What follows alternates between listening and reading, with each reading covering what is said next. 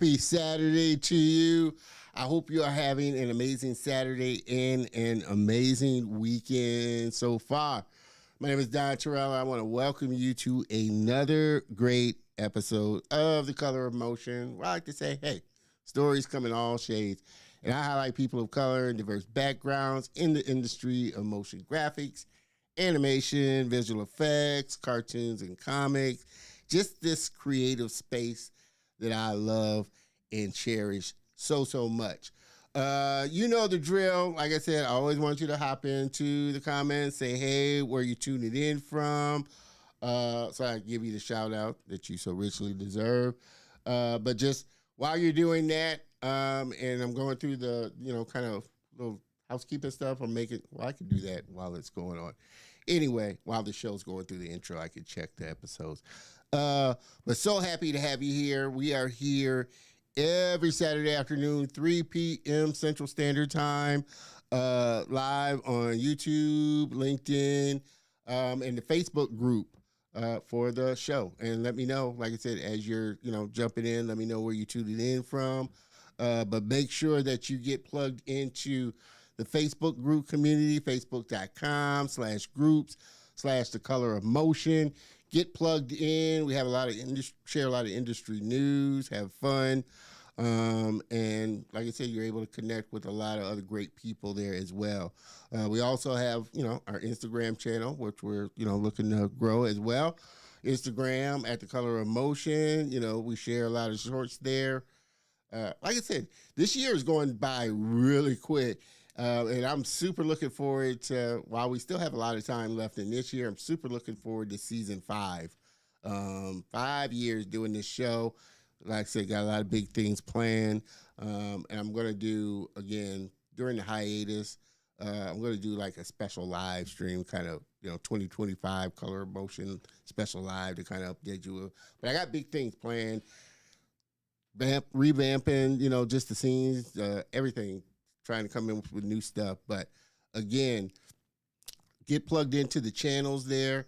I always encourage, like I said, while we're always on other channels like LinkedIn and the Facebook group and, Instagram, I do always encourage people to go over to the YouTube channel, because there you're able to check out all the other great episodes, plus other great content that goes up on the channel. So youtube.com/Don Terrell. Get plugged in there as well. What else? Oh, yeah. As always, the store is open. Make sure you hop on over and get you some hot swag items.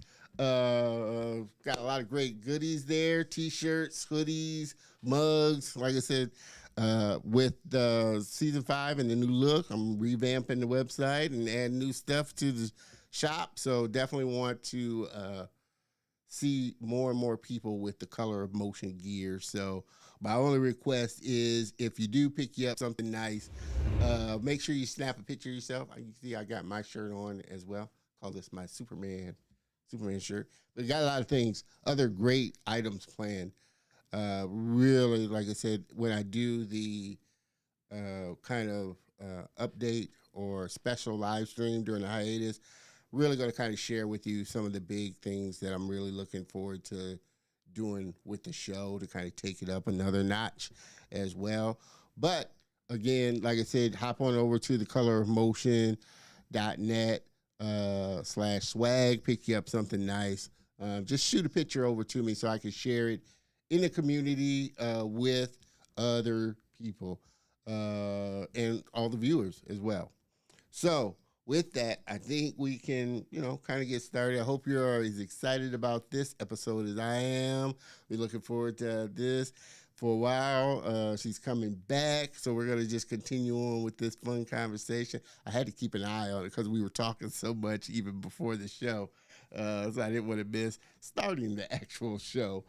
So with that, I think we can kind of get kicked off here. What do you say? Hi.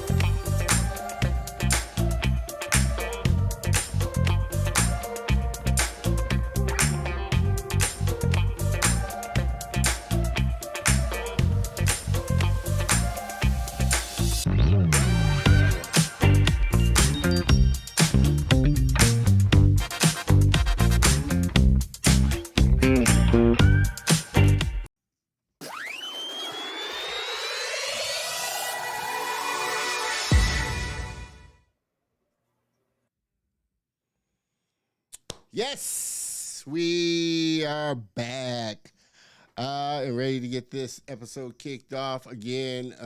If you're just tuning in, make sure you hop into the comments because you know how I like to do my shows. I like these to be interactive episodes, and this one's going to be especially an interactive one because my guest, she wasn't on. She was on not too long ago, maybe a little over a month ago.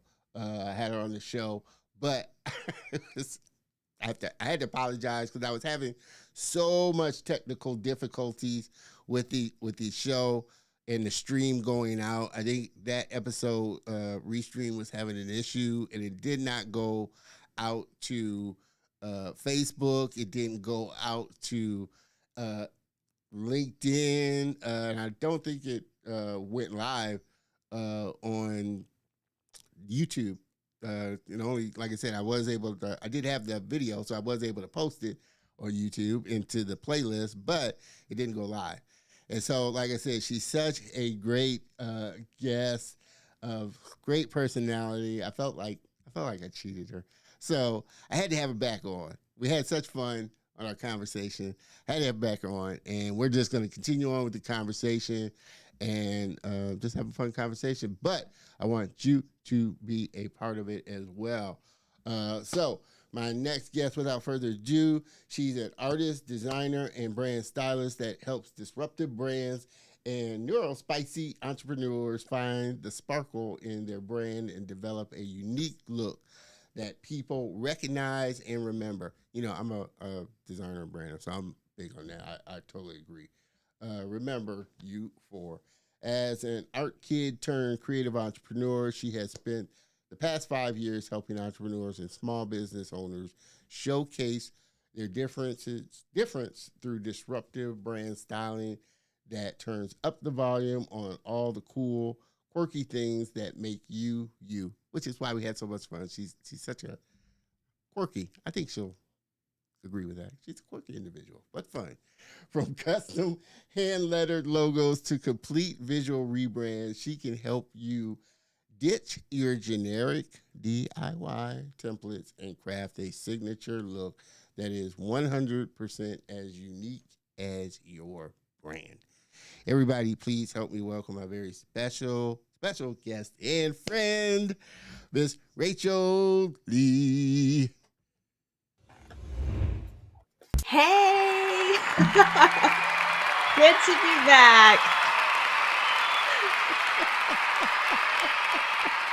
Rachel! It's like, yes. I need to do the queen wave here. Yes, that Eva Perón wave, that type of thing.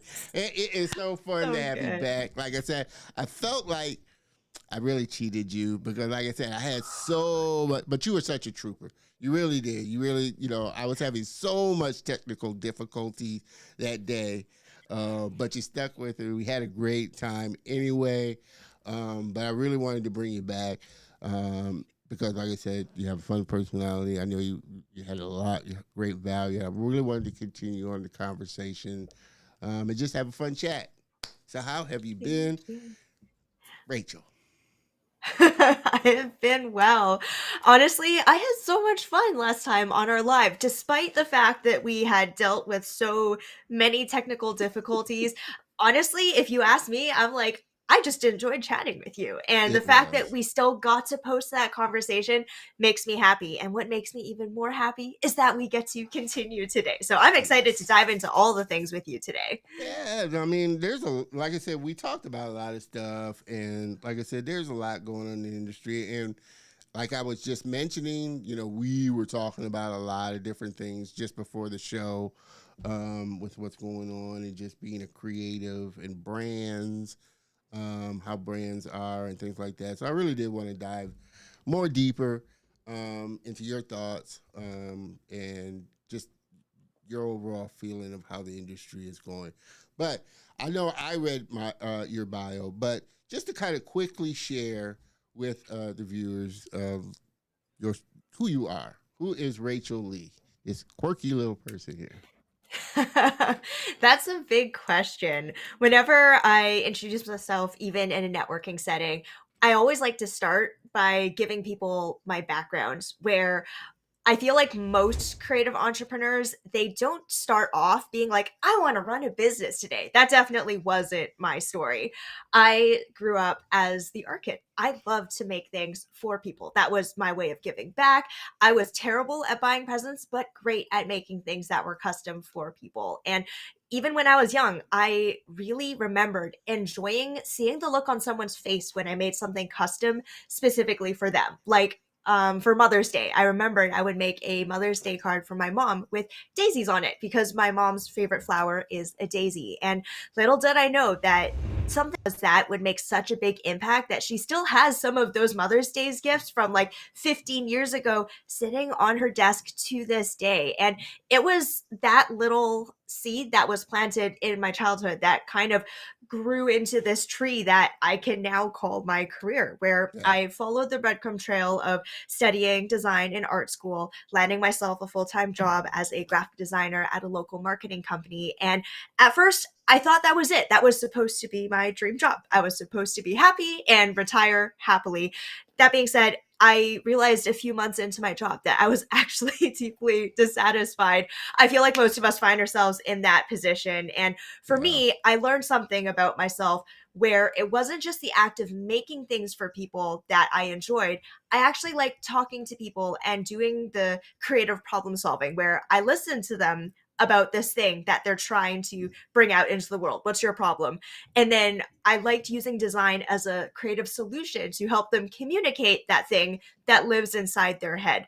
Needless to say, my job only involved me talking to the computer. So it was minus all of the human interaction. And I decided to strike out on my own at the start of 2019, where I guess just the way that the world works is if you're not working for someone, you work for yourself. There's only two ways to make money right now. And I ended up deciding the self employment route. And when I jumped in, I had no idea what I was doing. I will be honest. I think most creative entrepreneurs, they go into business thinking, I've got this skill and I'm really good at it. People are going to give me their money for that, right? Like that's literally what I started with. And I was severely mistaken. Obviously, business is a lot more complicated than that. And it's Yeah. been a 5 year journey of discovery since then, where I started off with just freelance graphic design.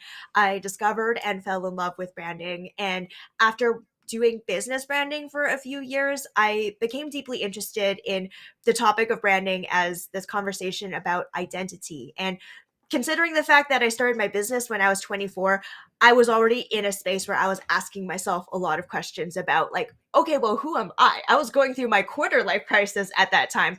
Yeah. Now I actually turned 30 in November and I'm still asking those questions myself. But though that process of discovery led me down the path of doing personal branding, which is sort of the area that I love hanging out in today and having Hmm. conversations with people about who are you and how do you want to present that to the world? And that's a really simple but very big question that I think often keeps people up at night, Yeah. because like how do you capture and present your awesomeness to the internet in a way that is authentic, like this is legit who you are, but it also still gets you results. Like I still run a business. I need to land business through what people see on the internet. So is Yeah. there a way to do both, right? Like Mhm. if I let my crazy flag fly, am I going to attract or scare off the right opportunities? That's like a huge question that I think a lot of people are asking. And that's Yeah. basically where I love supporting my clients. So that's a Yeah. little blurb about me. I am a weirdo though, and I do definitely identify as quirky. So you got that right. Well, I mean, and I and I'll be honest, in true transparency to everybody, I'm not a branding person or like a brand stylist or a brand person, but I love, I create content for brands. So in that aspect, I need to understand brands, but and helping them with that. But I always find it interesting watching, and I've gone through this myself as far as you're trying to find this nice blend of being authentic and showing who you are. And I've thought about this as I've done this show and doing Yeah. this show. Is this gonna, I have a fun personality. Obviously, people on this watching this can see I have a fun personality, kind of an offbeat, silly personality. I love to laugh, that type of thing.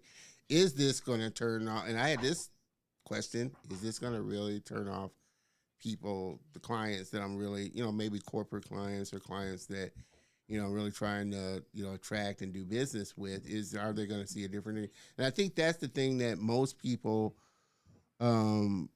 entrepreneurs, creatives, especially those ones that are kind of quirky and kind of different, but have a business that's juxtaposed to that, trying to find a way of showing their personality, but still stay within the realms of their business. Like I said, and I just use him, for example, I have a friend and he's trying to figure this out as well. He's an accountant, it's pretty cut and straight, dry numbers type of business. He's an accountant, but he also is a rock and roller. He plays in a rock and roll band and he just loves rock and roll. So how do you build your brand? And that's the thing he's trying to figure out. How do you present yourself as the rock and roll accountant, type of thing? And his thing was worrying about, well, I need to suppress that because people will think that, because I have this type of business and I do this, people want to see me this type of way. But how do you stay true to who you are and still, because like you said, you do it enough, you fake it enough, at some point it gets to be tiring, and really, self-destruct. So I always find it fascinating, people trying to, just branding. And I'm going through, and we had this conversation just before the show, just kind of looking at brands and how they do business. What do you think makes a great brand? I mean, you deal with brands, you do work for businesses and entrepreneurs and brands. You do branding. You have, you buy brands yourself from bigger brands and other brands. What do you think makes a great brand, and is a brand that kind of, wow, they really represent a great brand, and that's a really cool brand. Yes, that is a wonderful question. And I feel like the interesting thing about brands is that it feels very surface level when a lot of people just see the logo, because that's the easiest thing, right? Like you see a plastered, like if you think of brands like Nike, right? You've got the Nike logo plastered all over their shirts, their hoodies, their shoes, and people just think about it as that. But when it comes to what actually makes a good brand, at least from my perspective, it's the brands that make you feel something when you interact with them. It honestly goes down to if you feel anything or not, because when it comes to what a brand is, it's an identity and a belief system that you buy into. And if you dig into the psychology behind branding, it's less about the logos and the flashy colors and all the nice packaging, and it goes down to helping people decide what they buy into. And this isn't just from a product standpoint, right? It's not like, are you a Mac or PC person? This is an identity thing where the things that you buy into, you actually use them to represent you in the way that you show up in the world. And that very quickly goes into an identity conversation. The easiest way to showcase this is with the clothing that you wear. That's why branded clothing is and has been such a big thing, where the clothes that you wear, it's a representation of the things that you believe in. What does that brand stand for? Is it like a brand that's known to be cool and edgy and rebellious? Then there's a chance, if yourself are a rebellious person, you'd feel good wearing that kind of stuff. Or if you tend to be more, I would say on the basic or vanilla side, and there are some brands out there that also fall under that category, right? Like, and of course, no judgments in terms of anyone's taste and style, but there are some that are more mainstream, and then there are some that are more underground. So depending on what you believe in as a person, that determines the decisions that you make in terms of what brands you buy in. And the more of an experience that the brand creates for you, and the more you emotionally feel pulled towards that, the stronger that brand is. And we can see that even if you look at your own buying decisions. When you go to the grocery store, I would say that's one of like the top the best ways to see how your own psychology works. Because when we look at, honestly, like you go to the grocery store, that is where like I see branding wars happening in the grocery store all the time. You look at the shelves.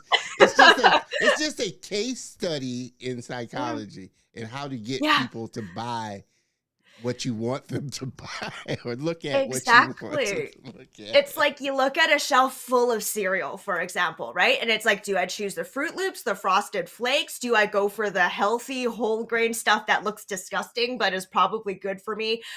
Do I go for the no name brand because I'm on a budget, right? Like, what do you choose? And it all goes down to how you feel about those certain things. And for me, for example, like as a kid, I loved Frosted Flakes for whatever reason. Yeah. I just loved the taste of them. I would always go for Frosted Flakes over Fruit Loops because for some reason I felt pulled towards that. And I personally like Tony the Tiger a whole lot more than Toucan Sam. I'm sorry, Toucan Toucan Sam. Sam, you are cool, but I Um, like Tony the Tiger a whole lot more. it's And so just it's so interesting it how like we is. have these It is, associations. and a lot of people, and I want to get into this conversation as well too, because I was talking with a couple other friends. It was something. It wasn't about branding per se. We were talking about movies, but we were talking Mm, about subversive messaging within movies, yeah. subversive messaging within marketing, and how marketers get you, to buy things. It's just interesting. And you were talking about, the grocery store. I know a lot of people, which I never really, I guess, realized it until I was, learning about advertising and marketing, just in placement, where they place things at. Mm, You not like you just mentioned Fruit Loops and Frosted Flakes. All you have you noticed all the kid cereals are at kid level.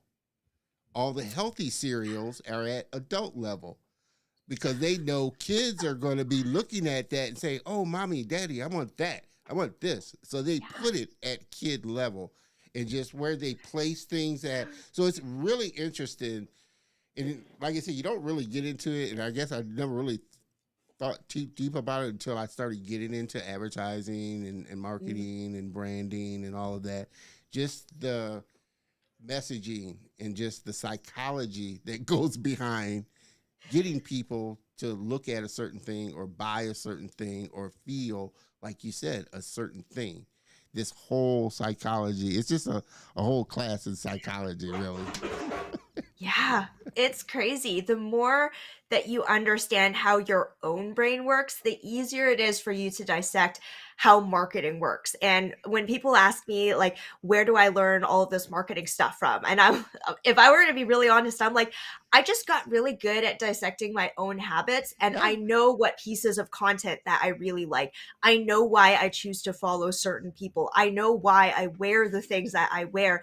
And when you dig into understanding your tastes and preferences, you will most likely understand how other people who are similar to you will make those buying decisions as well. So yeah, it's honestly, it's about understanding your own humanness and why you do the things that you do. And the more you understand that, marketing actually becomes really darn easy. yeah, yeah. And like I said, it's just I find it fascinating just watching businesses and brands, both big and small, how they just, like you said, build a brand. And you mentioned it before, and I say this a lot to people. My elemental um, definition of branding is an experience. What experience and emotion are you having or tying to that thing?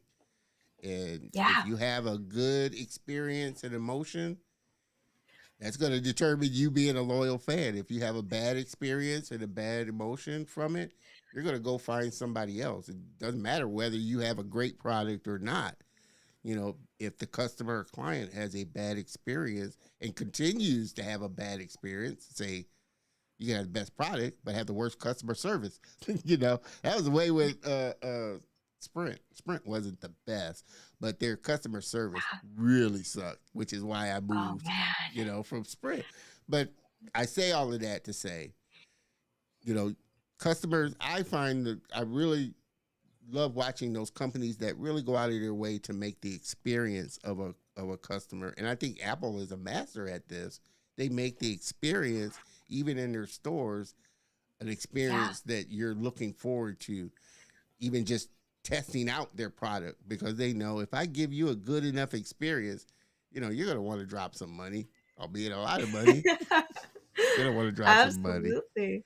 And it's how you feel. Like I said, I Yeah, don't feel a certain way about a Gucci bag, but a woman might feel a certain way about a Gucci bag, or a Gucci gear. exactly. So it's just this feeling of, okay, if I can create a great feeling, the best, experience, then obviously money goes out the window, from people. Exactly. If I can give you the best experience, provide you the best product, the best service, I can charge whatever I want, and you're probably going to pay for it, you know.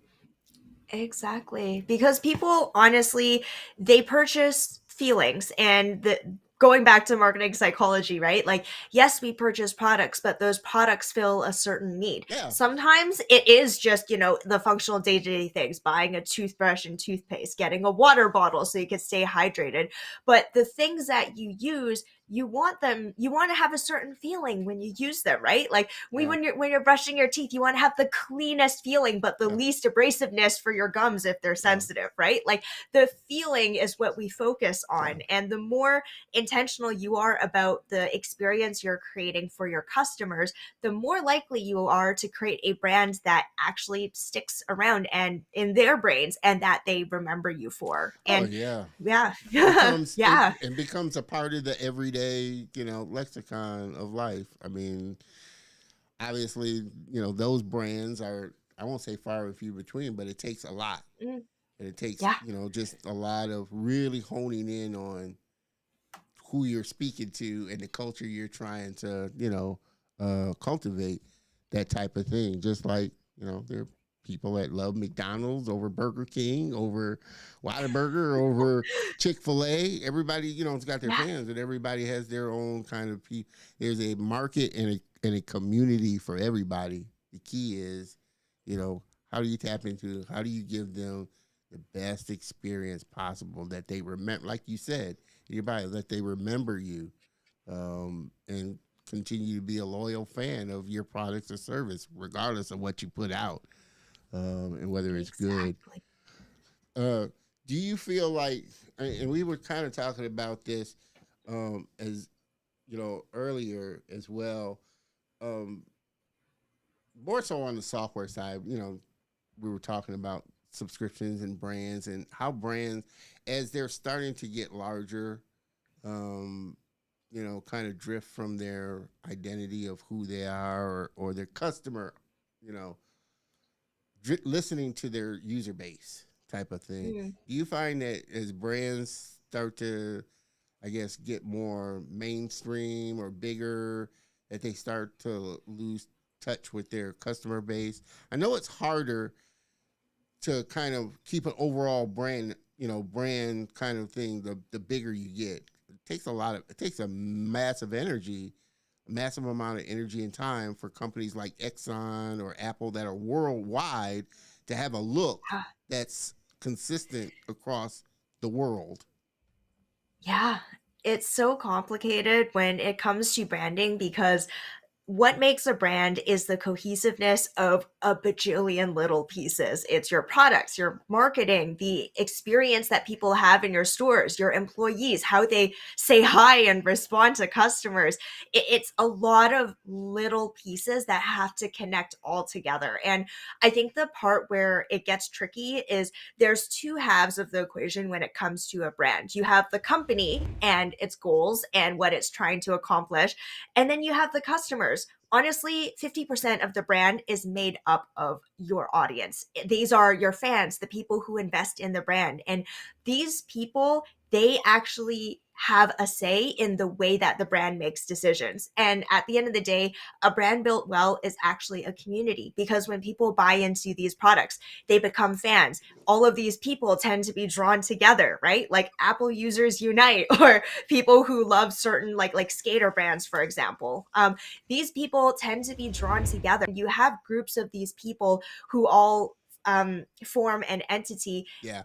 The company had better darn listen to what these people are saying about what they love and what they're interested in, because in a sense, your customers have stake, and if they decide that they don't like what you're doing, they're going to pull out, they're going to stop buying. And I'm sorry, but you're not going to hit a lot of those goals that you're looking to hit as a company if you don't have that fine balance Yeah. between, okay, this is where we're going, but these are the people that we're doing it for. Let's hear what the people say that they're interested in, and see if we can find a common ground in between Yeah. where it aligns with where our direction is for our company, but also making sure that we bring our people along. That is like the cardinal sin of Yeah. every brand, big brand rebrand, every refresh, is not taking into account how you're going to bring your people along with you. And not Yeah. saying that everyone's going to make the migration, but the bulk of them, you're going to want to make sure that it's almost like change management, but with your audience. You got to keep them up to date and let them know what's happening, and make sure that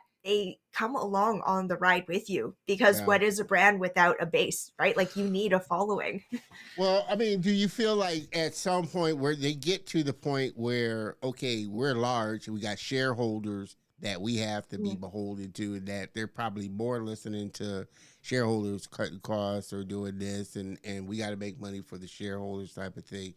And Yeah. like I said, we had this conversation, like I said, just before the show, and I kind of want to touch on, because I've been thinking about this, more and more as, kind of, I guess, my career and journey through the creative space is gone, and I've seen companies and come and go type of thing. But I Yeah. also seen companies that really have a big lion's share of the market, and so at some point they feel like, okay, well, we may lose a few, but we got a big enough lion's share to where, then it's not gonna. It's like a pebble being thrown at the water, at the ocean.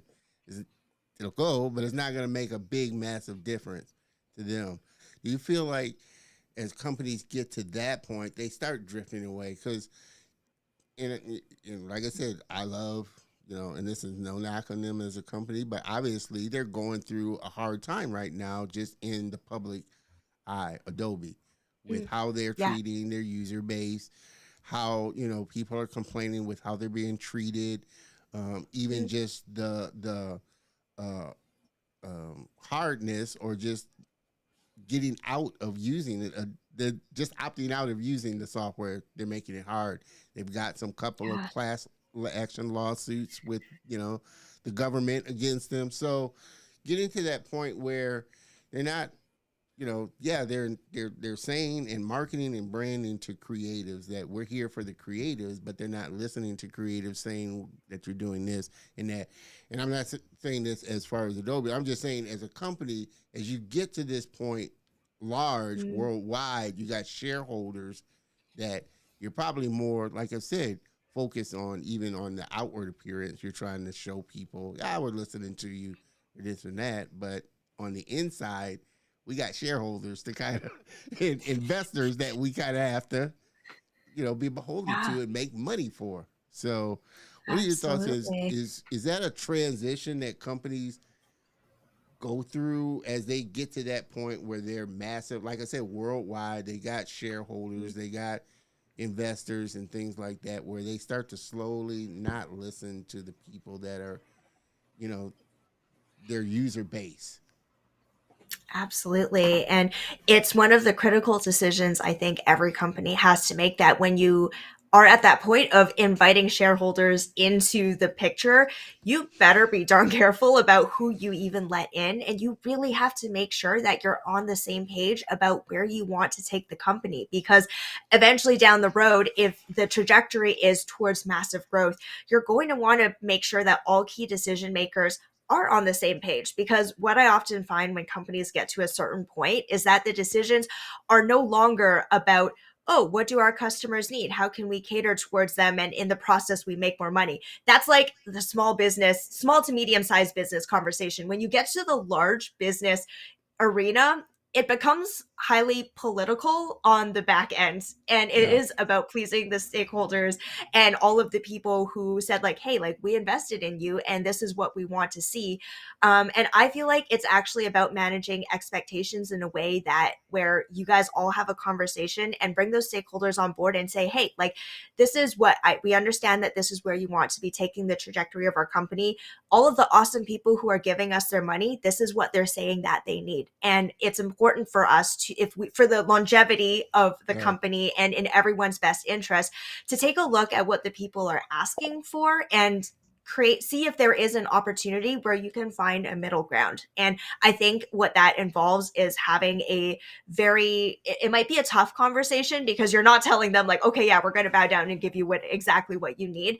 It's about the longevity of the company and saying, hey, based on where it is that we want to be taking the company, we recognize that yes, we have our goals, but also there's these people that we're serving with our company. These are the people who are our customers and our fans, and these are the people who are giving us their money. If we want to continue to make money and make strides towards our goals, we're going to have to listen to the people, because at some point when we become disconnected, oftentimes I find that shareholders they aren't the ones Yeah. on the ground level dealing with the customers. The things that they are looking for, it becomes detached and disconnected, and it takes a lot of effort. It's like a gargantuan effort to get everyone on the same level.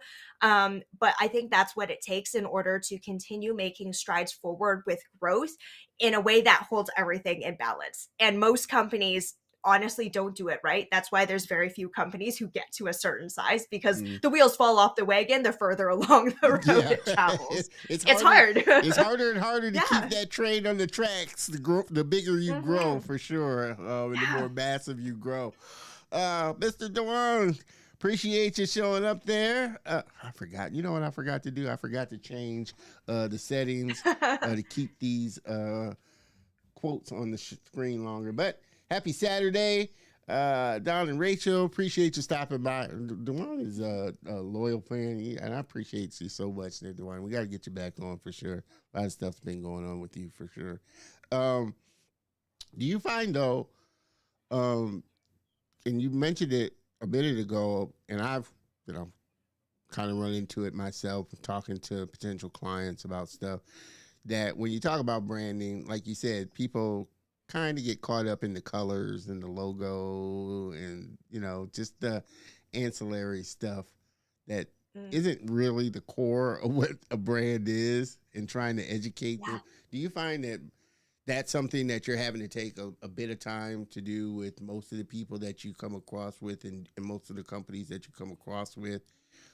Or do they already understand that it's really about their story, and trying to figure out their unique story and how to tell it, and their unique vision and mission Mm. before any of the visuals and colors and things like that are crafted?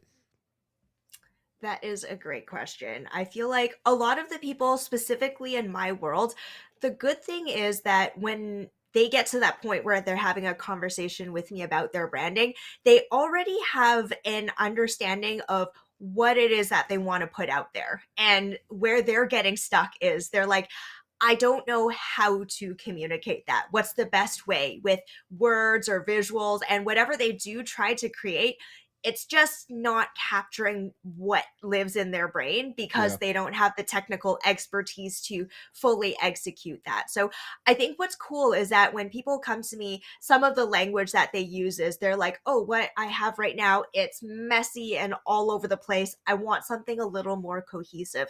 Some people, the ones that I find that I enjoy working with the most, the language that they use is actually, they're like, the brand that I have right now doesn't create the experience that I want people to be feeling when they meet me. And that sets the wrong expectation.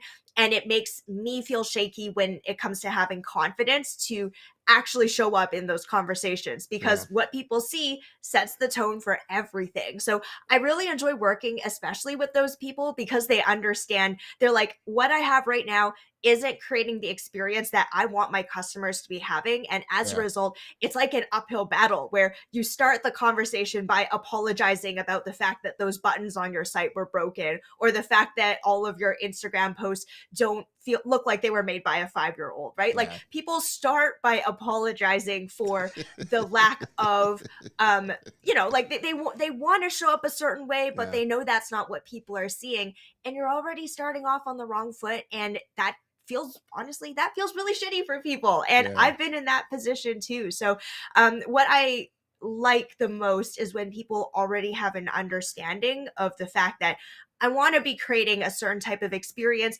My setup right now is not anywhere close to that, Yeah. and I need to work with someone to help me patch it up because I've tried and whatever I do just isn't cutting it. Yeah. Yeah. No, you said it really correct there as far as, working with those type that understand, you know, it's not I understand the experience. I just it can't, get it right, as opposed to the ones that, like I said, they'll, come to me and then you backtrack and like, okay, well, what's kind of the feel of your company? And then they hadn't Yeah. really thought about the experience, or what experience are you trying to get people to get out of this? And they hadn't really thought about it. I just want a video. Okay, or what do you want the video? Yeah, but Well, it's like, what do but you for want the video? what, Yeah, right? for what? What do you want it to do? That type of Yeah. thing. So it really is two different types of, like I said, people. The ones that had, just they get it, they understand business, brand, messaging, and it dives deeper into just the colors or the video or even the post. It dives deeper, Yeah. so much deeper than that. But it's tougher when you're having to kind of deal with those ones that just, they don't, they think, like I said, it's kind of surface level. When you try and take them deeper, they hadn't really thought about the deep question of, well, okay, what do I want my business, or what is my even mantra, or, Yeah. mission, or what it is I want to say in this world, type of thing, and how do I, translate that and connect it with my business, type of thing. It's so much harder, for sure. Yeah. But I think as a creative, that's the thing, is try to connect yourself with those ones that do kind of get it, do have an understanding. You may have to kind of educate them a little, but they're not Mm. opposed to it, and are willing to take that step to make their brand, so much better. I'm curious how, you know AI and some of the new things. How has that played out during, your time, and just the growth of, AI, and people maybe coming to you saying, "Oh, well, can we do this in AI, or maybe we can write this, in AI, or maybe we can use AI for that." Trust me, I hear that a lot. Yeah. Everybody is quick to jump on Oh the my AI gosh. bandwagon for sure. But how how has it impacted you? What are your thoughts on it, and how do you use it, not use it? Um, and how are your clients and people maybe approaching you with AI, and how you can maybe use it to help them, type of thing? What's funny is this is like the hottest debate right now in the creative community because I were to be honest, a lot of creatives feel hella threatened with AI and for good reason because all of a sudden our customers have access to these tools to create anything just by typing in a few words or prompts. And I keep seeing these posts pop up in my feed. It makes me laugh every time, but it basically says hey designers, don't worry, our jobs, as long as customers don't know like our jobs are safe as long as customers don't know how to describe what it is that they want. Because at the end of the day, and you know and I know because we both used we've I'm sure you've tinkered around with AI Yeah, too, yeah, yeah, what it gives you is as accurate as what you put in. And if you don't know what the hell you're looking for, you can't give proper instructions, it's going to spit out something that's going to make you go, the fuck is that? yeah, Like I've had that before. And what's funny is I was resistant for a very, very long time when it came to AI. As a creative, the first thing that my ego did when I knew about these tools was like, hell no. Like I am not gonna use any of this stuff in any of my work because you know what? I trained my entire life to do this. I could do this in my sleep. So for the longest time, my ego kept me from even considering or entertaining the thought of using AI. And it wasn't until recently that I decided to take a step back because yeah, everyone's starting to use it. And I was looking at how different people, especially in the world of small business, were using these tools. And I was observing what I liked and didn't like, just to, like yeah, I'm open to learning and being proven wrong. And I didn't like how I saw that there were a lot of small business owners who are using AI to generate some generic post and then just putting it out there as is. And they're like, I made something. And I didn't like that because, as we know with what AI is it takes a whole bunch of stuff that already exists and compiles and condenses it. And that knowledge, it isn't really yours. It's not necessarily curated, and it's your job as a professional to still add your take and your spin. Because why the hell am I paying you if you're just giving me some generic shit I could have found off of Google, right? Yeah. Like, I need you to curate it through your lens and expertise and background before I'm going to take it as fact. So I didn't like that when people just took stuff that AI generated and then stuck it up on the internet and Yeah. then called it their own. Yeah. That rubbed me the Which wrong they're way. still doing. Which people are still doing. And you which know they're what? still doing. I Yeah.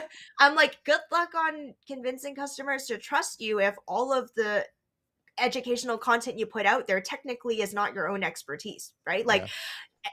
it just, there's something about that feels wrong. It's almost like you're cheating people who are coming to you for your expertise, but you're feeding them, I mean, if I'm allowed to swear, you're feeding them shit. Yeah. And Yeah. that, it doesn't feel right to me.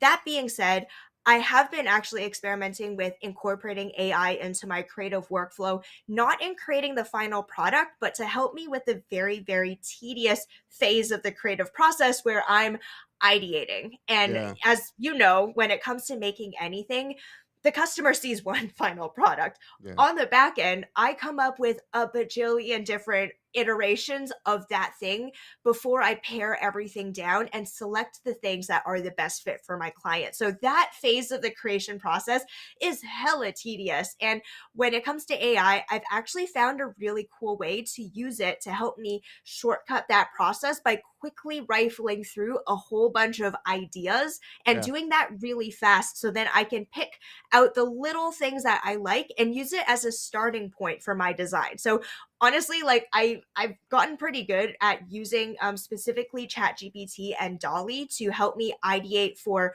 like coming up with taglines, for example, for clients, and just putting in ideas and then having it spit back out for me. And honestly, to this day, as good as I've gotten with prompting ChatGPT, it never spits out the thing that I need it to. It Yeah. just gives me little snippets of things where I'm like, I like this. Oh, let me take Yeah. that. And then I go and do the construction myself.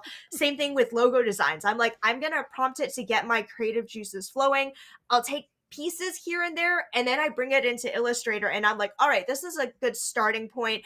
I'm going to take it from here. Thank you, ChatGPT. So that's how I'm using it. And honestly, it's cut down my creative workflow by a lot. Like, I used to spend upwards of 50 hours designing a logo, just sitting there going through hundreds of different ideas and iterations until my brain falls out of my head. Yeah. Like, it takes Yeah. a lot. And now I'm able to shortcut that process into 3 hours, and it Yeah. allows me to serve so many more clients. That's the beautiful thing, where Yeah. the final product, I still create it, but with support to shortcut that really tedious part of the process. So I could say I found a good in between. I'm sure there's still a lot that I have to learn, but it's been really cool learning about all of these tools. Well, and I don't know if it's maybe a generational thing, or I think my own, when AI started really kind of started growing in popularity, and in the conversation and stuff like that. The only thing that really kind of rubbed me the wrong way with specifically generative AI. Now AI, when people say AI, it spans a lot in a lot of industries. But in regards to the creative space and the creative industry, generative AI is the thing that we're talking about. Generating images and stuff like that. My rub was, and I always saw it like anything else as a tool, you know. But my thing was those ones that, like you said, would put in a prompt, it would spit out something, and then they post it and call themselves an artist. That was the Oh my initially thing gosh. that rubbed me the wrong way. I was like, no, you're not an artist. Yeah, no. And I think that's what initially maybe kind of got creatives the wrong way, and then it started. I think then it morphed into copyright and people and Mm, creators' rights, and how AI was really learning off of other people's, you know, thing. And I got into this yeah. conversation with a couple other colleagues of mine, creative colleagues, and we were talking about AI. One, um, trust me, and I've never really dove into Dolly or Midjourney. I think it's the big one Mm, right now, Midjourney. yeah. But I have a colleague that she really is into Midjourney and she plays around with it a lot. So we get into these conversations about it. But one thing I do know is those really beautiful pieces that you see that have come from Midjourney, take a look at the prompt.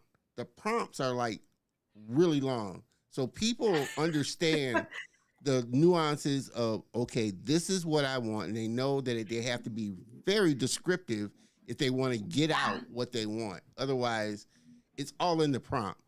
And some Yeah. people, like I said, are way better than most people. Most people will put in, oh, I want a dog by the pool, or I want a Yeah. dog, doing this.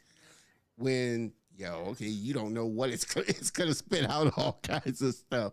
But Oh a my person gosh. that's really creative, that really knows it's a tool to use things to make things easier, they may put in, I want a cocker spaniel walking down here, use this lens at this time of day to give me this light. So they're really Yeah. descriptive, like an artist understands what he's trying to create. So he's gonna create it. Now, as a tool, like I said, I think AI is an amazing tool, and I think in the hands, and I won't even say I think, I know in the hands of true creatives, they'll learn how to use it to benefit them in whatever it is that they're doing. Now, I've seen a lot of different people use it in a lot of different ways, both early on in the ideation and both in the final of what they're putting out. Mm, It's not the whole, but it's a piece of what their final thing is or their final project is. And you really have to be hard pressed to really say, okay, this is generated by AI. And I'm using this as an example. There's this, I love their channel. The channel is, man, I can't think of the channel, but they're editors. They're it's okay. video editors, and they do a lot of Yeah. reviews. They're filmmakers. They're filmmakers, so they do a lot of reviews on just gear stuff like that. But Mm, they wanted to kind of play around with AI and see how they could use it in one of their, just a little short test production. So they created this visual effects yeah. shot. You know, they filmed this actor doing the thing, and then they comped in because he was levitating some rocks. It was this gothic kind of scene with some Yeah. special effects, rocks going up in the air and stuff like that. But they did all of that in After Effects, but they used AI to generate the background as if it was a background plate of a church scene. Oh, It wow. just blurred it Yeah. out, just used it. I think the prompts they gave it, hey, we'd like a dark gothic church scene with, tall cathedral type. So they gave it a prompt to get the kind of image they wanted, but they only used it as a background image behind all the other stuff Mm, that they were doing. So I think in the yeah. sense of using it as an enhancement to what you're already creating, not as a final Mm, piece of what you're putting out. So, like using absolutely. AI and then putting it out and saying it's a final piece, and then saying I'm an AI. But as a filmmaker, maybe using AI, like I said, to generate, uh, now you get into the whole talk about, well, now you're taking the place of background artists and things like that. I get it. Yeah. But I'm Yeah. talking about for that independent filmmaker that can't afford to hire a background artist to paint a matte painting or make matte sets. Mm, Something like AI would be a absolutely. boon for them. It's not the end Exactly. piece. They're still filming and comping things over that, but it saves the time and money of them having to hire a background artist to paint matte paintings or create matte background paintings. So I see Yeah. how it can help. And I think, like I said, in the hands of true creatives, they'll learn how to use it the right way. But Mm, like, and I've said this before, and I say it all the time. Like any tool, there's always going to be people that are going to use it the wrong way to make money in their own ends or do something nefarious or something that there's always going to be people that use a tool the wrong way. But as a tool, yeah. I think AI is great, and I'm super Yeah. excited about what creatives will create with this new tool, just like I was with 3D animation when it came out. you know, I was extremely Yeah. excited to see what creators would create with 3D. So, it's just a Yes. tool.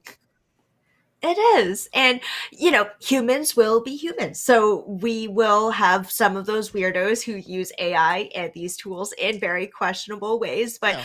that has been the story since, the dawn of time, Yeah. when the About the time internet of came to be, technology. when, like there will always be those subset of people. But I agree with you when you say that AI in the hands of creatives is something that's amazing and beautiful Yeah. and powerful.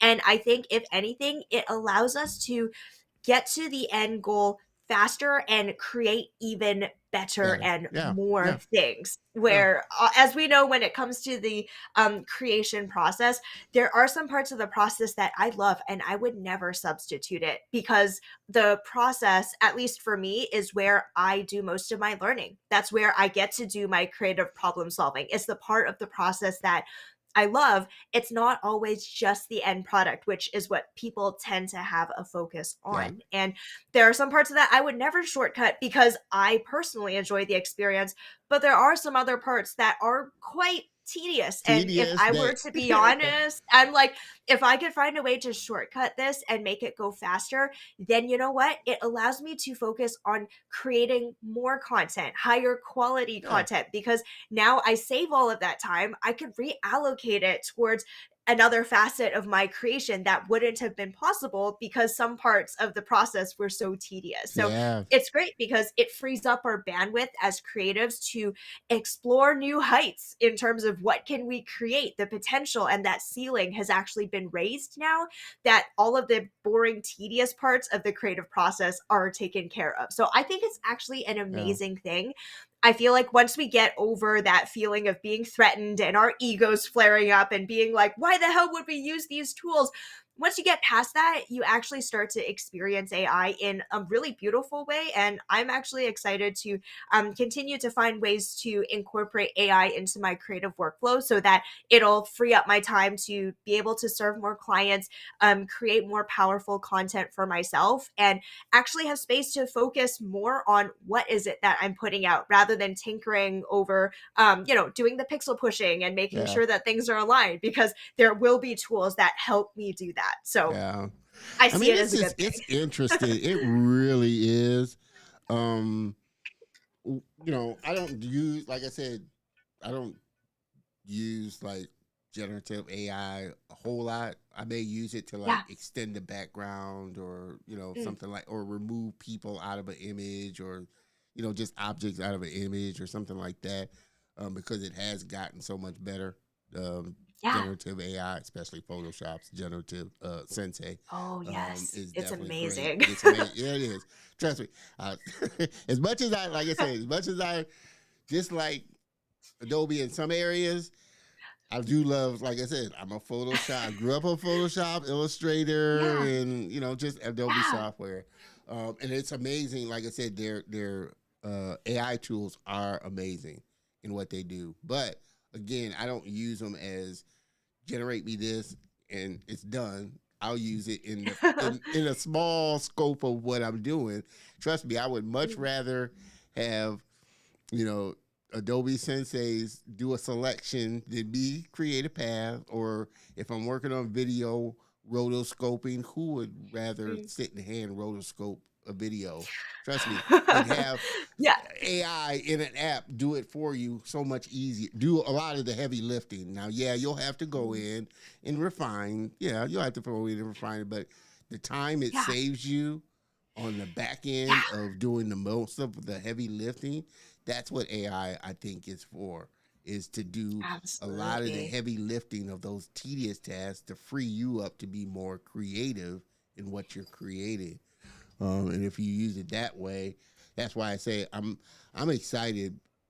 What's going to come out from creatives that understand AI as a tool and how they're going to use Mm. it as a tool. And I think, with me, like I said, I think it's a generational thing, because I understand that there's always this tough transition going from technology to technology to technology.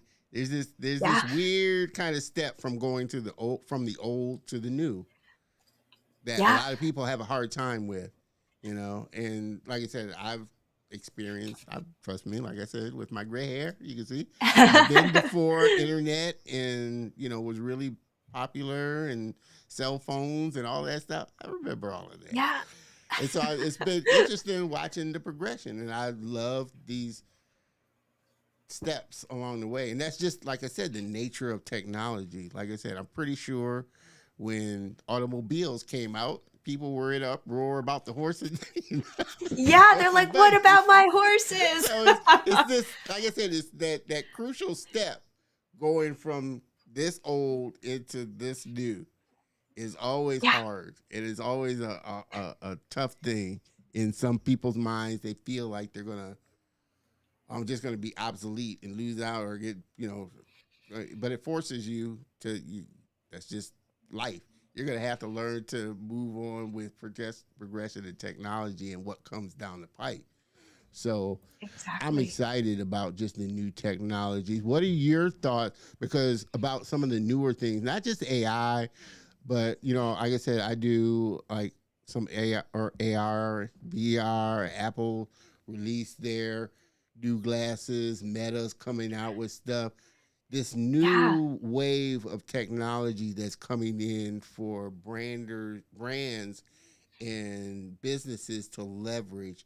What are your thoughts, and what are you most excited about that you've kind of seen coming down the pipe with the things and the technologies that really can help brands and businesses to really leverage?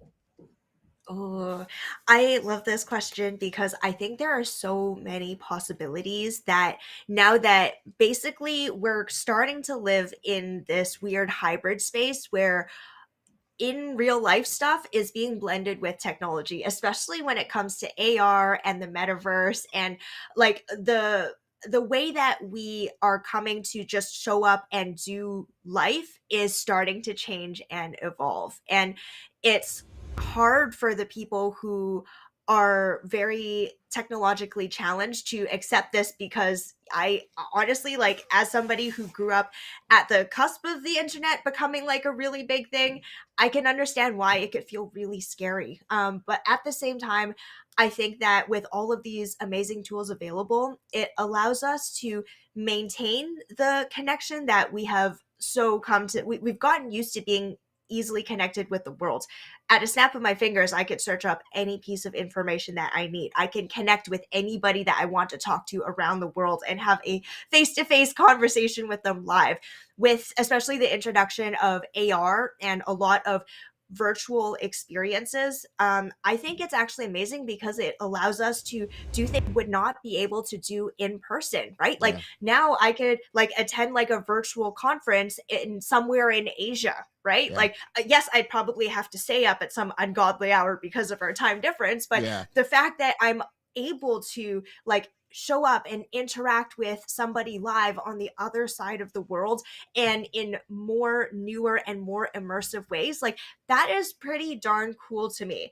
The yeah, double-edged sword of that, as we all know with the age of the internet, is that people are kind of weird on the internet. You have people who use technology and suddenly we have alter egos, we say things we would never say to people in person, but look at just look at the comment section in any YouTube video ever and you will know what I mean. Like yeah, people get weird on the internet and when they start using technology, yeah, and I really believe, and a lot of the work that I'm doing is I'm really trying to develop better literacy around how do we do the human thing on the internet in a way that actually is human still. Yeah. Like, it's weird. I don't like it when we become monsters on the internet. There's Yeah. just something weird about the way that our brains work. The moment that you could be whoever you want, and there's suddenly this wall that's not as direct as it face-to-face conflict. Yeah. I think there is a way for us to do it, and I think that it's important that as technology becomes more and more ingrained into the way that we live our lives, it's really important that we are more intentional about the way that we communicate about ourselves and connect with people, because very soon everything's going to be blended. You technically can't really escape it, because I can see a trajectory where even when it comes to work, there's going to be a lot of remote jobs, and we're going to be doing all of our work from a screen. There will still be like in-person jobs, obviously, Yeah. but it's becoming more and more blended. And I think we need to develop the literacy and ability to move seamlessly with it without having it change the way that we operate as human beings. I Yeah. think that's a very interesting thing that I'm really fascinated with right now. Well, and I think, like I said, it's. I know it's been talked about, and talked over, and in very deep discussion. Um, like you said, I look at it as a double-edged sword myself. While I love technology, I love the new things that I'm seeing coming out. Again, I have this unique perspective of me of seeing how it was before all of that stuff, and being able to connect is, and I'm seeing how we connect now, or as small as the earth world is gotten, we seems like Yeah, we're still so disconnected in a way that we yeah. don't enjoy talking to people. Like you said, it's easier to hide behind this avatar in Mm, with this anonymity, which is why you see a lot of vitriol online, because it's easy and you don't have to worry yeah. about this face to face. And I feel like, as great as technology is, it almost seems like it takes us one step away from this more personal connection that I think we as human beings need to have. And I think it Absolutely. becomes even more and more intentional as time goes on, that you as a person have to intentionally make the choice to connect with people out, or put your phone down, or get away from the Yeah. computer, or just close the laptop, or get away from these breaks. It's getting more and more to where you're really, like I said, being intentional about, disconnecting and from all this technology. So Yeah. that's my fear. As much as, like I said, I love technology and I love AR, VR, where it's going, and the possibilities of what it could be, the possibilities of what it could do as far as education, as far Mm, as health, as far in all these other spaces. Um, yeah. I do fear that, like I said, there's this kind of, disconnect when it comes to just having interpersonal. Even though we're having a Mm, conversation over Zoom, and that's great, and obviously, because you're in a different location than I am, that makes it so much better. But how much better would it be if we were in person having these conversations, to where, we can experience each other in person, is much more better than, Zoom. Obviously, with technology that allows us to, I can connect with, and trust me, I love, one of the reasons I love doing the show is I have made friends with people all over the world that I do now have built a relationship to where, if I do, when I do go to visit or travel, I know somebody and built a relationship to where, you know, I want to see them in person and connect with them on person. But obviously, it's yes. so much easier being able to talk with a friend over in Africa, in China, through Zoom, until I can get over there in person. And that's the beauty of Exactly. technology. It allows us to connect with people that we wouldn't ordinarily have the chance to connect with, and get to know. I totally agree with you. And honestly, nowadays, pretty much almost all of my friends are online friends. You know that thing that at least my parents told me when I was young, like the don't talk to strangers thing? I laugh in hindsight because I'm like, I talk to strangers for a living every day because I run my own business. I am responsible for being my own marketing, PR, and sales. And I gotta go out there and do the thing where my job Yeah. is to meet strangers on the Yeah. internet. Yeah. And I mean, the beautiful thing is I've met so many amazing people. I'm at that point where I've met people online and I have traveled physically to see them in person. And you know what? It's the coolest thing when you spend a while chatting with somebody and getting to know them on the internet. And then when you meet them in person, suddenly it feels like you're new. I've never, like, this is our first time meeting in person, but like, I know you and we're already friends. It's like Yeah. a Yeah. really Yeah. weird Yeah. feeling. The best thing that I love is because online, like, height isn't a thing, right? Yeah. Like, we look like we're the same height, but I'm like 5'1". I'm like pocket size. So when I meet people in person, the first thing they always say, they're like, Listen, "You're a you lot sure? shorter than I I thought thought you would be." it's because I'm And sitting it's down all the time. exactly. I'm like, we're the same height on Zoom, but when you actually see me in real life, the experience is different. Yeah. But I Yes. agree with you. Like, But I so wouldn't much better. be So much better. Like I said, I haven't had a chance. And I don't know if Demille, you'll catch this maybe on the replay. You're probably working, but I did finally get a chance to meet one guest so far. I do have plan on, like I said, I plan on really getting out and meeting up. Well, actually two, because I did do Barry's live stream, or not the live stream, but I did do a remote live stream from Barry Gaines's film festival out in Vegas. So we got a chance, and I had wow. him on the show.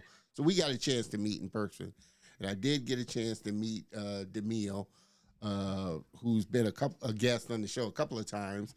He's been on the show when my family had our family reunion in Birmingham, where he lives. So we got a chance to meet and go out for a bite to eat. So it's always fun meeting somebody that you connect with over Zoom for a while and you talk with, and like you said, you finally meet them. It's like, wow, we get to finally chance meet in person and stuff. It's so cool, for sure.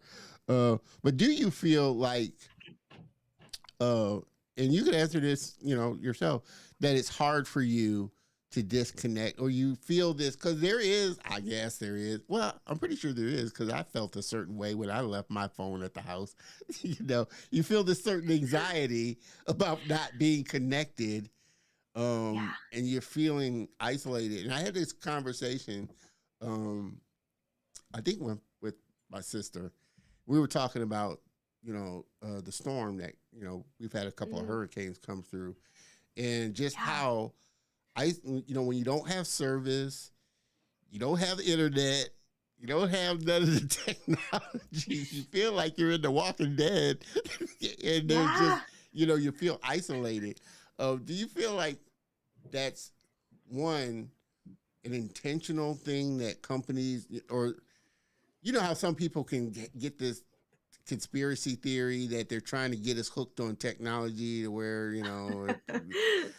we're subversive, we're just, we can't deal without it, and that type of thing. There's conspiracies for everything, but do you feel like we're just, while it's a great thing, we're just too connected with our devices and electronics as opposed to having these human to human conversations? Because Absolutely. trust me, Honestly. it's very interesting. I think if you look at 5 people driving down the street, probably 3 or 4 of them are looking at their phone while they're driving. Or It's true. you see a ton of It's people looking down at the airport at their yeah. phone rather than having a conversation with the person that's sitting next to, that type of thing. I feel like we're getting away from. Absolutely. And it's actually one of the things that I try my best to be intentional about, where I think what helps is that I'm a social introvert. So at a certain point, my social battery does run dry and I need to shut off and give myself space. And Yeah. one of the things that I've actually been incorporating into my routine, because the reality of my work is I do have a lot of screen time. I network online, I serve my clients online, I do my work online, I talk to people online. Everything that I do is on a big screen, little screen, or medium sized screen. And it's also portable that I could bring it with me everywhere, but it's Yeah. dangerous. So Yeah. one thing that I've started to do is I actually have a cutoff time where I do my screen stuff up until around 3 p.m.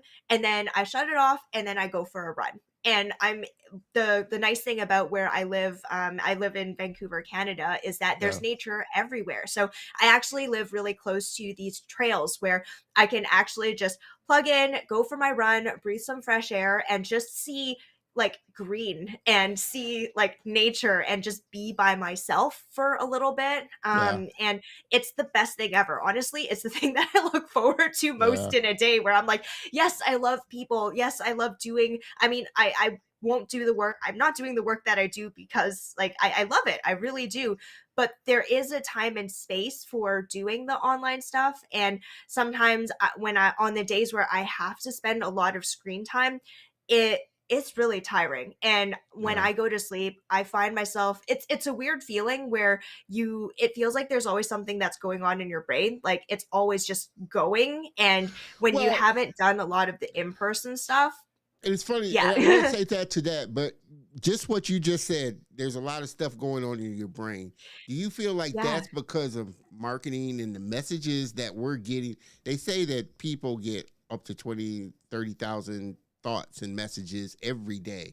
We're being bombarded with social media, this and that. Mm. Do you feel like all of that is really playing into this thing of it's really hard. You have to be really intentional of stepping away, taking those walks, taking just Mm. time for yourself as opposed to getting caught up with and it's hard not watching Netflix or not scrolling through social media mindlessly type of thing and Yeah. losing all this time, precious hours.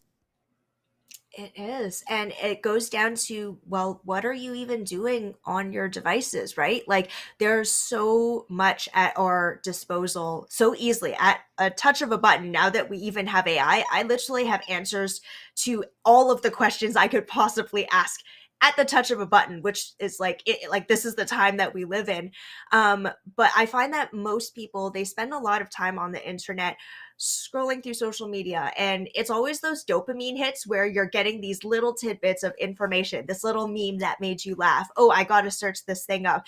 And we're most of the time you're on the internet, you're consuming a lot of information over a really short period of time. Like in about 15 seconds, I could probably go through 15 different posts and I would have gotten 15 different dopamine hits if I hit the right ones. Sometimes I scroll faster if I didn't get the ones that got me the feeling I was looking for. This is like the age that we live in. And I think that is, I mean, it's great that we have it at our disposal, but it's also dangerous if you get sucked into that and then you forget, like, oh my gosh, there's life outside of all of this. Like, why don't I go outside? Right? Like, it's just, I think that's the interesting thing. And that's where I'm thankful where I have things that require my attention outside of what's living on my screen. I work in a studio that's got 3 cats that are usually roaming around. And what I like about even like just pets in general is, and I mean, I'm not at the stage where I have kids in my life, but Yeah. my pets are basically like Yeah, my yeah. kids. They require me to physically be there, and they legit get upset when I spend a lot of time on my devices. They would come and they would like rub Walk their over face, your their cats, keyboard. right? Like rub their Yeah. face on my phone and be like, yo, like when you gonna spend time with me? Like, can you just put the thing down? They can tell when you're paying attention to them or not. So sometimes it's good when you have things built into your life that naturally like take you away from your screen.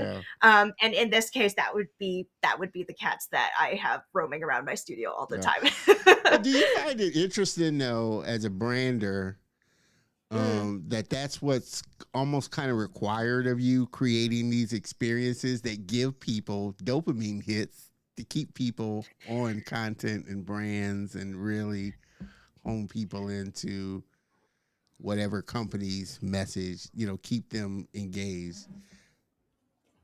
That's the hard thing where it's about, I feel like the what I've built into my brand is I try to live my life in a way that's as holistic as possible, where the thing that I offer as a service for people is the thing that I'm doing for myself. Like I drink my own Kool-Aid by the tub and I was my Yeah. first customer. And the way that I live my life is I want to try to find a way to do the online thing in a way that's effective and feels good for me, but still gives me space to live my life outside of it, where the things that I choose to capture and share in my stories, for example. It's those few snapshots in a day where I'm like, oh, this is something cool and funny that I want to share with people, but more from the angle of, oh, this isn't something that I'm putting up for likes. This is just me sharing about a cool experience I had with people that are my friends and family. And Yeah. I kind of like to see it from that perspective.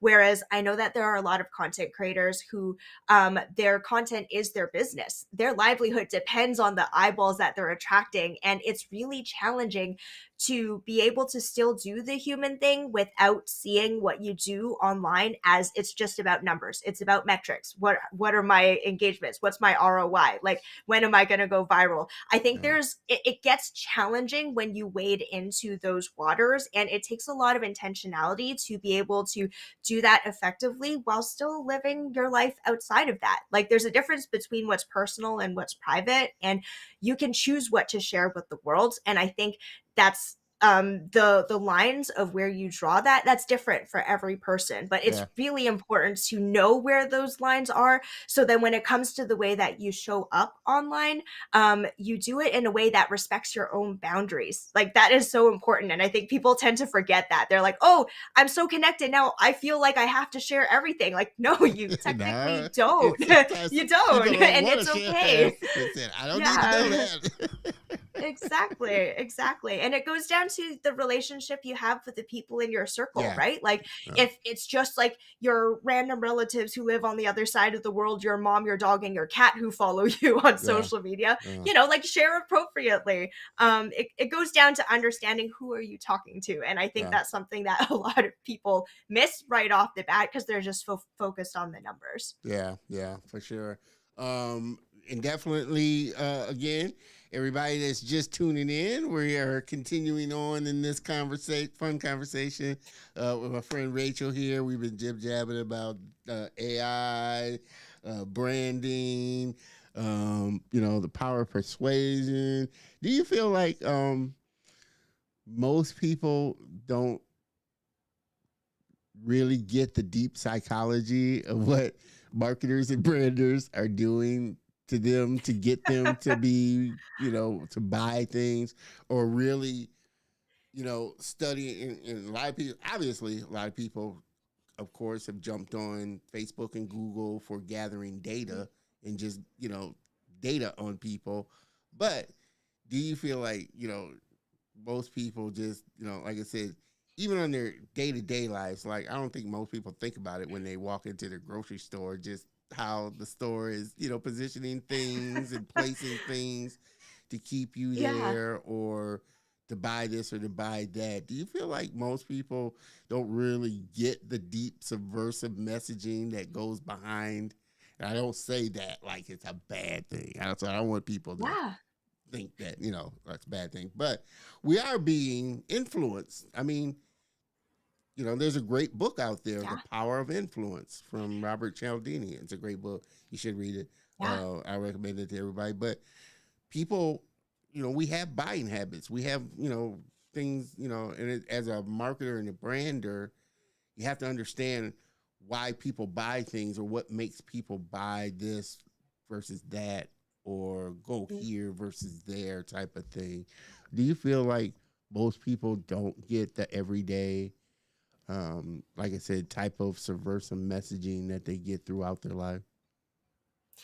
Yeah, I would definitely say so. And honestly, unless you run your own business or unless you do this for a living, it's just a part of the way society functions. It's Mm. for you. Like, most people don't spend a whole lot of time thinking about, why do I make the buying decisions that I make? Why Yeah, do I like the things that I like? These are the things that I think about because I'm weird, and I think a lot of marketers are weird too. yeah, Um, but most people on a day-to-day basis, like, even when it comes to like the classic marketing trick of offering a sale, right? Like, all businesses have sales, sales. and it's so interesting when I see that there are some people who literally make their buying decisions, their day-to-day buying decisions, based on what's on sale. They only buy the things that are on sale, and everything that isn't they decide not to, even when they literally need it. Like it's Yeah. like you run out of, like, you know, like you run out of milk, you need to get milk, but oh, the milk's not on sale, I'm gonna go a week without milk Yeah. even though I need it because it's not on sale. Like some people are, that's a very extreme example, but these are, and the funny thing is, all of these sales, it's just tactics to that companies use to get people like focusing on a specific product. The sale is something that is completely made up. The Yeah. prices are also something that's completely made up. But people base all of their decisions on these things, and they don't understand how it controls them. They're just like, oh, like let's go and see what's on sale today. Oh, that's on sale, I'm gonna buy it, even though like it just because. Yeah. It's very interesting. Well, I mean, I guess on the digital online, world, that would be considered the hook. Branders are Yeah. saying this is the hook that we use to get you in to buy this or to look at that or to check this out. Again, like I said, I find it, because we're in this space, we look, we think about these things when we're buying We're stuff. weird. Yeah, but it's funny. I tell people, like, when I do talks about what I do in video and how you can use video. I've done presentations and stuff like that, but I've also gotten into kind of a little, not as deep as our conversation is, but I've gotten into the talk of branding and what brands really are and what really goes into branding. But I tell people, I said, if you really want to, it's branding really is just a master class on psychology. If you really want to get down to the basics of it, and if you really want to understand how to, I guess, make your brand better and make the experience, for your brand, think about the experience, think about your own life. Why do you buy this toothpaste over that toothpaste? Why do you go to this coffee shop over that coffee shop? Think about your own buying habits and kind of really examine them. And you'll kind of get a better understanding of just, there is a deep psychology of why we're emotional creatures and we buy off of emotion. And then, like I said, we'll come back around with logic to justify our purchase type of thing. We are such strange creatures. Well, I think the great ones, though, they understand if I could tap into that feeling, if I, like you said, if I can make them feel a certain way, the way that I want them to feel, I got them. It's all about feeling and emotion because we're emotional creatures. And that's the thing I kind of like telling people when I talk to them. It really is about emotional. What experience, again, think of your own, your own buying habits. You feel a certain way when you buy, this bag over that bag, or you look at these shoes over that shoes. I'm sure you feel a certain way, and you would buy it. So, I think, like I said, it's always fascinating. I think marketing, branding, building a brand is a fascinating thing, for sure. Everybody just joining in, I want you to hop in and give your thoughts as well. What brands you love, don't like. I mean, there's good brands, there are bad brands out there, both internally and just the look. I mean, depends on, like I said, if you're going by the essence of what a brand is, not the look, not the logo, not the external stuff, but the essence of what a company and a brand is. There's a lot of great ones out there. There's a lot of not so great ones out there. And I'm pretty sure even the great ones, you'll find things that you don't like about them or, that you wouldn't consider the best in a company. Like I said, I love Adobe. I love the software, but I don't know. Adobe, Can't have everything. you need to work on some stuff. And it's strange because Adobe Max is this weekend. I'm going to watch some of the sessions. So. Tell me how that goes. I'm curious. Oh, man. So, again, I think, we kind of glossed over, but some of the new things, I mean, technology that's coming down the pipe, I mean, are there things that you, like I said, are excited as a brander to dig get your hands on and kind of, use in your brand strategy? Are there some tools, some technologies that you see coming down? Like you said, you're already Mhm. starting to experiment with AI, how you can use that. Like I said, we're seeing um, it go to this much more immersive experiences for people, and brands are wanting to create these more immersive experiences for people. Are Like I said, are there things that you're really, you know, keen on trying to see how you can implement in your brand and business, or in Mm. in in branding for other companies and stuff that they could use? Absolutely. Yes.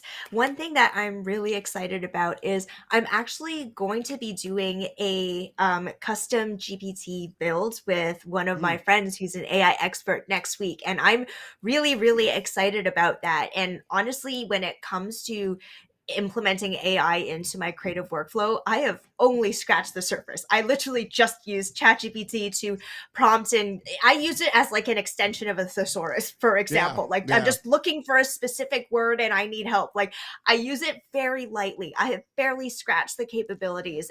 And I use yeah, Dolly just to help me generate a few images just to get my creative juices flowing and yeah, quickly test ideas without needing to go hands in to build it. But yeah. next week, I'm actually going to be doing a live GPT build, Uh, which is going to be custom to specifically the workflow that I have for my creative processes, so that the results that I get are going to be so much more accurate. So I don't have to prompt the darn thing 50 times before I get something remotely close to what I'm looking for. Like, for example, I often use ChatGPT to help me brainstorm ideas for taglines or certain wording for yeah, messaging. And as I find that no matter what I plug in, it always just sounds hella cheesy. Like I don't know what it is. It yeah, sounds fluffy marketing jargon, and I just take a few words here and there, and then I end up constructing yeah, my own version. But I'm excited for just the possibility of having more customized AI tools for specifically what I'm looking for in my workflow, so that it saves me a lot of time prompting and even refining, so I can yeah, get the process along faster. So the end goal for me is I want to be able to help more people. And if I am currently the bottleneck with coming up with all of these things, then I would sure as hell want to invest in a tool yeah, that helps me do the thing faster. So then I can, for example, get 2 brands done in a week. Right now, I've actually managed to squish the process down into I can complete a brand from start to finish in 1 week with mm, no revisions, and it's literally just 2 calls that I have with my clients. yeah, Like I've managed to get it down to that process, but I still want to be able to do it faster because one, I want to be able to support more people, but also on the outside of that, one of the big goals that I have is to actually build up my own personal brand as a content creator. And I want space to do that outside of the creative work that I'm doing for other people as well. So yeah, it's kind of like both of those things. I want to speed up the process so that I can focus on moving the needle forward in other areas of my life and my business. And that's something that I get to be diving into next week with yeah. the custom GPT build. Awesome, awesome. You heard it right Yeah. here, people. You heard it right here. But I agree with you. I've gotten so much better with ChatGPT as I've used it myself, and it's interesting. And thank you, Coach. My business coach has helped me with that immensely. But you quickly realize, like generative AI, like all of the AI, it really is based on the prompt that you put in. What are you asking of it? And like I said, what's really helped me was he said use it like you would an assistant and have a conversation Yeah. with stuff. So it's interesting, and he showed me some interesting ways on how to use it. And when I was, you know, talking to him about just getting better at sales calls and Mm, leads and stuff like that, he said, "Well, what you should do is take a transcript of the call, put it in Chat GPT, and ask what Chat GPT thinks of the call." And it yeah. was interesting. So I did that with one of my calls, and I said one of the prompts was, "Do you feel like there was anything in this call or conversation that I missed out on, opportunity that I missed out on, um, not talking to them about?" And there was, there was a conversation I got into it with the person I was on the call with, and they were talking about Yeah. some challenge they were having with something Mm, totally different than what, I offer. So I didn't really think, I really didn't dive deeper into that thing that they right. said they were struggling with. And Yeah. ChatGPT came out and said, well, you missed this opportunity when they said they were struggling with this. You could have dove deeper and asked a deeper question. Well, how does that Mm, make you feel about not being able to do? So it's interesting the stuff that if you have a conversation about, and he said, just think of it like you're talking, having an assistant write something, and you're having a conversation and iterating back and forth. How you're going to yeah. get that much better out of it. So it's this, like I said, it's what you put into it, whether it be little bite sized conversations with questions and asking it, and what you're going to get out of it. But it's interesting. Some of the stuff, yeah, you're going to have some of the stuff it spits out maybe kind of formulaic or this and that. But I think as your prompts get better, as your questioning gets better, what it spits Mm, back is going to get better. And it's exactly. interesting. There was some questions that um my business coach gave me a couple of prompts. He said, "Here, try some of these prompts." You know, and as the prompts were, as I was going down the prompts, they were deeper and deeper questions as I was going down the You prompts. go And down the as I rabbit was hole. putting them in, and I noticed as I was putting them in Chat GPT wasn't just immediately spitting out stuff. It was, you saw the little thing think, so it was like it was thinking about what you put in to see what it Mm, would, how it would answer back.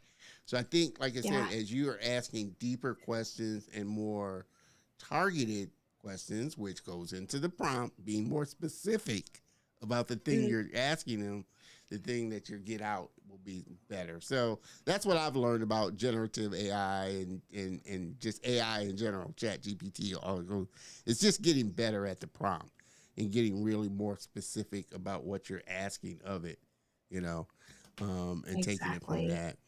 Do you think um, everybody should think about their personal brand, or do you think as a person in a business should also think about their personal brand as well? Because we're Mm, all, I think, and I tell people this: we're all branding. We all have a brand that we're portraying out to people, even if you're not yeah, like a big Nike brand or this and that. Every a brand is just how people perceive you and interact with you. exactly. So, do you think it's Exactly. important for people to, as a business owner, also focus on their personal brand, or do you think it should be one? Because I struggle with that as well. Just in that, should I, be posting on my personal or business type of thing? Mm. What are your thoughts?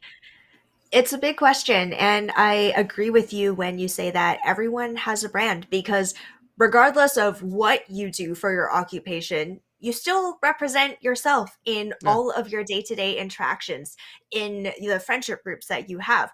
What you post out is still giving off a certain impression of you. And we all have that friend who is, sharing TMI posts all over Facebook about like the thing that happened, like we all have that one friend and it makes us deeply uncomfortable, but the impression that they're giving off to their friends and family, right? It might not even be for business, is, oh God, like you've got a lot of problems going on in your life and you don't have anyone to vent to but on the internet, right? Like we all have that person in our life, and that person might not be very aware of how they're coming off and what that says about them. I think it's a good practice just in general. This is more of like a human and relational etiquette sort of thing of being Yeah. aware of how you're coming off, right? Like for example, the way that you dress will make people feel a certain way about you.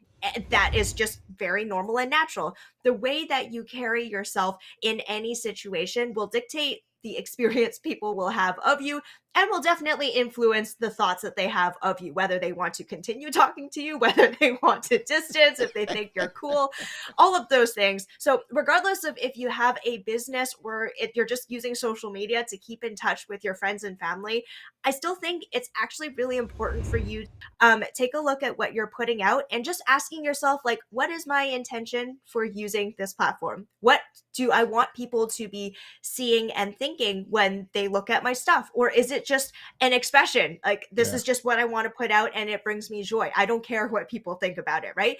I think it's always important that you know where you stand and what your intention is for using these platforms to help you dictate how you want to use them. But honestly, anyone could benefit from just the principles of personal branding. Like, even if it's just used for like you as a human being a personal use for you as a human being, connecting with friends and family, it's still good to be intentional about the way that you carry yourself online. So I'd say even for business owners, especially if you're doing B2B work and you are actively networking, you are still the face of your business. So even if you have a company, it's good to find opportunities to showcase your personality, I think, because people are going to be interacting with you directly when they do business. And you are the experience when it comes to the work that you do. So that is a part of maybe what you can explore incorporating into the way that you show up online, even if it is a business brand. In your post, when you post on like your own personal LinkedIn profile, like the post that you have, put your personality in there. People want to feel and experience you, but it could still be promoting your company, right? So I think there's a lot of opportunity to infuse personality into the way that you show up online, regardless of what wrapper you put it under, whether it's a personal brand or a business brand. Yeah.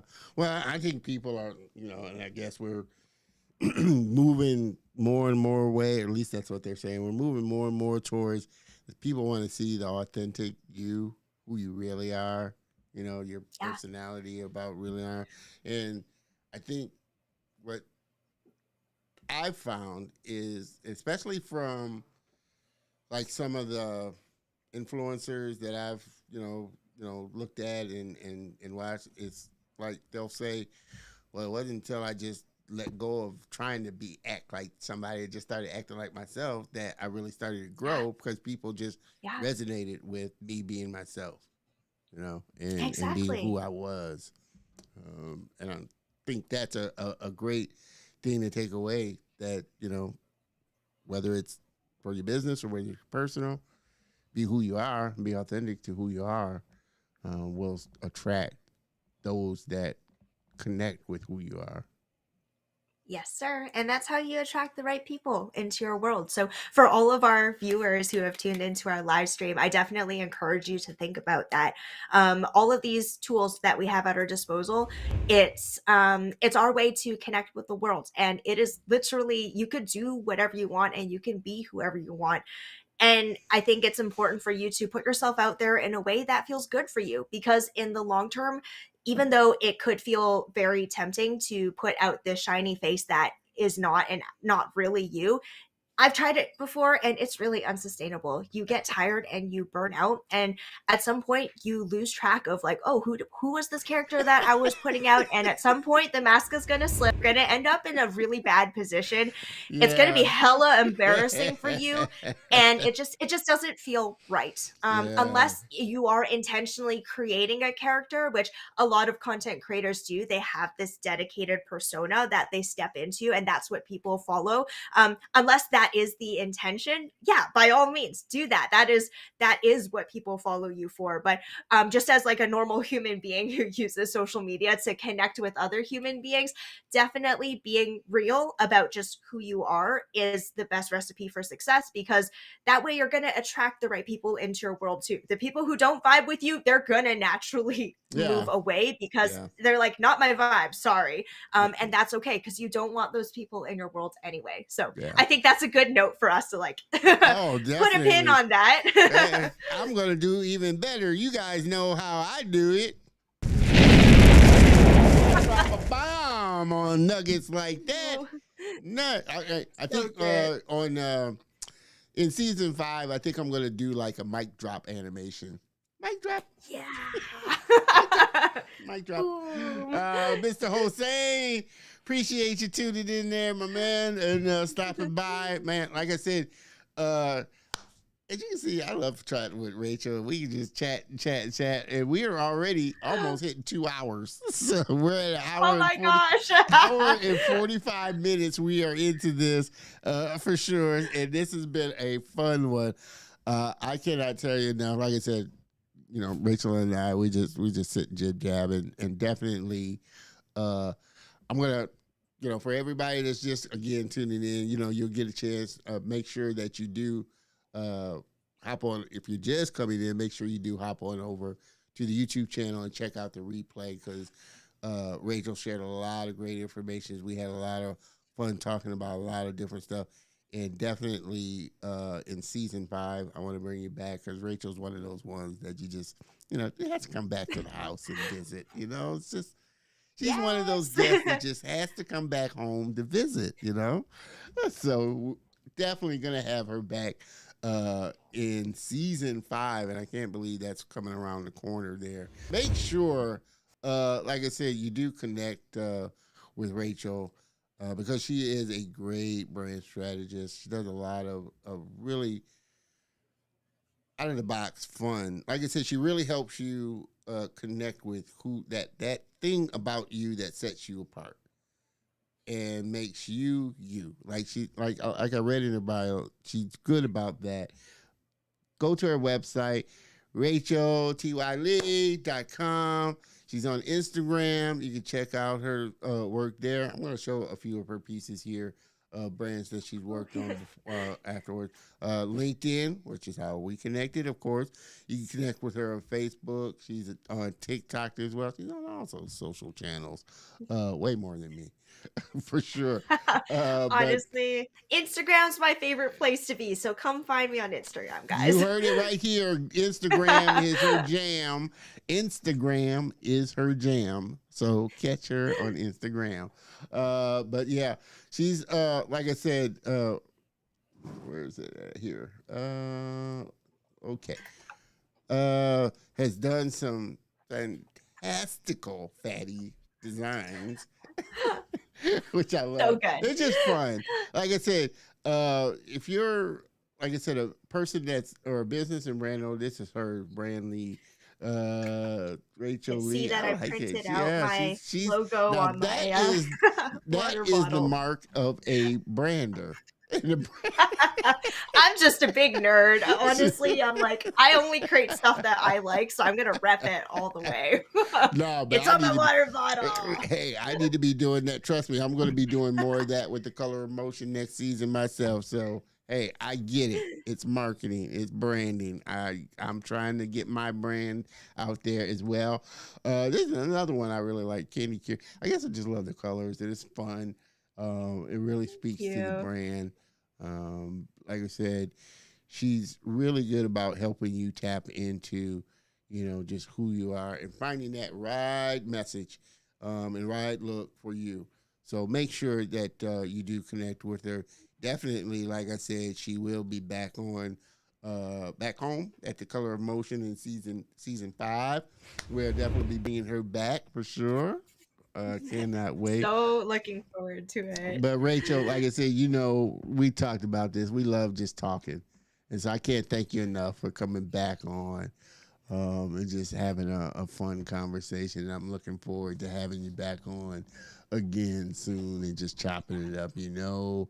You're part of the Color of Motion family and always welcome to stop by the studio for sure. So I can't thank you enough for sharing with our viewers and really giving them some great knowledge to chew on. Thank you for having me. It's always a fun time. And if you had not said 2 hours, I just looked at the clock. I'm like, holy crap, it's been it's been a while. I could talk to you forever, but I look forward to the next season. Thank you for having me. It is always a blast hanging out with you on your show. Definitely, definitely. Rachel, hang out in the green room while I close out so I can holler at you a minute there. But everybody, again, please help me thank my guest and friend, really good friend, Rachel Lee, for coming back on and sharing with us. Thank you, thank you, thank you, Rachel. Hang out for just a second while we close this out here, man.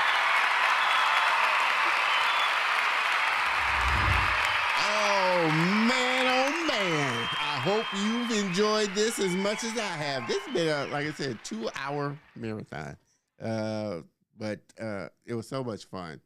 And definitely, like I said, I'm so looking forward to having Rachel come back on the show, come back home, I always like to say, because I tell all my guests that they're friends and that they're part of the Color of Motion family. So this is home, so they can always stop back by. So that's why I always enjoy when past guests and friends come back on just to stop by and say hello, what's going on in their world, and share with us.